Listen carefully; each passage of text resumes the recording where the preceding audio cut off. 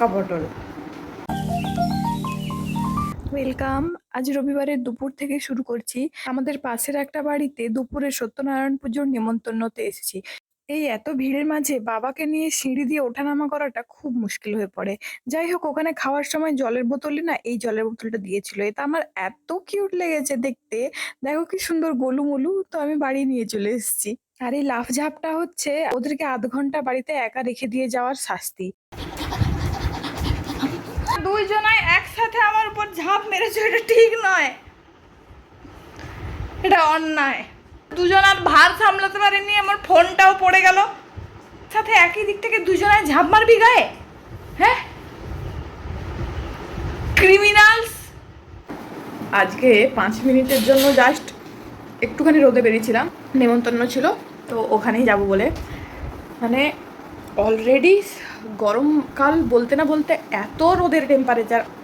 April June July বা April June এই মাসগুলোতে কত টেম্পারেচার যাবে, মানে মানুষ কি ঝলসে যাবে। যেন ওইটুকু রোদ লেগে মানে এমন শরীরটা যেন মানে ড্রেন আউট হয়ে গেছে সব, মানে শরীরে যত এনার্জি সব কিছু মানে নেতানো নেতানো লাগছে নিজেকে। তাই ভাবছি যখন প্রপার আরও গরম পড়বে, গরমকাল পড়বে, তখন কি হবে। আমার তো একদম রোদ সহ্য হয় না।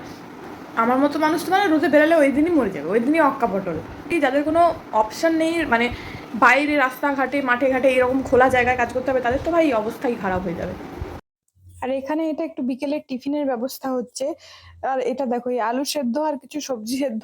আজ আমার মায়ের কি হয়েছে কে জানে, শুধু বলে নাকি কিছু ঝাল ঝাল একটু মুখরোচক খেতে ইচ্ছে করছে। জন্য না মা দেখি আজকাল এখন কিছুই খেতে চায় না ঠিকঠাক। তো মাঝে মাঝে যখন একটু আবদার করে, ভাবি যে না বলতেও খারাপ লাগে। যদিও বা আজকে আমার একটুও ইচ্ছে হচ্ছিল না কিছু করি, কে জানি কেন, রোদের জন্য হয়তো নিজেকে যেন ঝামলে পড়া গাছের মতো লাগছিল। যাই হোক, তাও মা একটু হেল্প করছে আমাকে সাথে সাথে। পেঁয়াজ টমেটোটা ভালো করে ভেজে নিয়ে একটু আদা রসুন বাটা, একটু নারকেল কুচি আর সমস্ত গুঁড়ো মশলাগুলো ঠিকঠাক করে দিয়ে নিলেই ব্যাস, আর কিছু ঝামেলা নেই। ও হ্যাঁ, আর একটু লবণ আর একটু হলুদ গুঁড়ো, ব্যাস। ঝালটা নিজেদের ইচ্ছে মতো। তারপর এটা ভালো করে কষিয়ে ওই সেদ্ধ করা আলু আর সবজিটার সাথে একটু মিশিয়ে নিলেই হয়ে যাবে। তারপর এভাবে চ্যাপ্টা চ্যাপ্টা করে লেচি কেটে, যেমন আলুর চপ হয় আর কি, আমিও এরকম করে চ্যাপ্টা করে লেচি কেটে নিয়েছি। আর এই দেখো বেসনটাও রেডি করে নিলাম। এই লেচিগুলোকে বেসনে ডুবিয়ে ব্যাস তেলে ছেড়ে দিলেই হলো।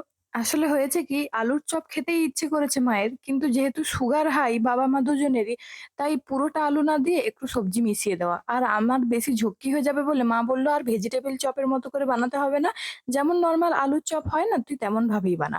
তো আমি এই প্রথমবার একটু ভয়ই পাচ্ছিলাম, কারণ বেসনে এভাবে কখনো আমি করিনি আর কি। ভেজিটেবল চপ অনেকবার বানিয়েছি, কিন্তু এই চপ না বানাইনি। প্রথম ২-৩টে চপের একটু অদ্ভুত শেপ এলেও পরের দিকে চপগুলো দেখো মোটামুটি গোল গোলই বানাতে পেরেছি, যেমনটা ওই দোকানে হয় সেরকমই। যাই হোক, আমি এই এতগুলো চপ ভেজে নিয়ে সবার বিকেলের টিফিনের জন্য। আর বলেছিলাম না মায়ের না জানি কি হয়েছে, আজকে বিকেলে একটু বাজার গেছিল কাজে, আসার সময় ফুচকা নিয়ে এসছে হাতে করে। এই মহারানের কি হয়েছে কে জানে, ভাত খাচ্ছে না, কিছুই ঠিক করে খেতে চাইছে না। তাই রাত্রের ভাতটা দেওয়ার পরেও খায়নি দেখে আমি আবার এনে মুখের সামনে ধরলাম। তবে গিয়ে খেলেন উনি। যাই হোক, মা আসার সময় বিকেলে আরো একটা জিনিস নিয়ে এসেছিল, ওই মিষ্টি দই। আমি আবার মিষ্টি দইয়ের পোকা। মিষ্টি দই হাঁড়ি ভর্তি থাকলে ও ১-২ দিনের মধ্যেই আমি শেষ করে দিই। রাত্রে ডিনারের পরে আমি আবার মিষ্টি দই নিয়ে বসে পড়েছি। তবে কে জানে আজ এত কিছু একসাথে হজম হবে কি না।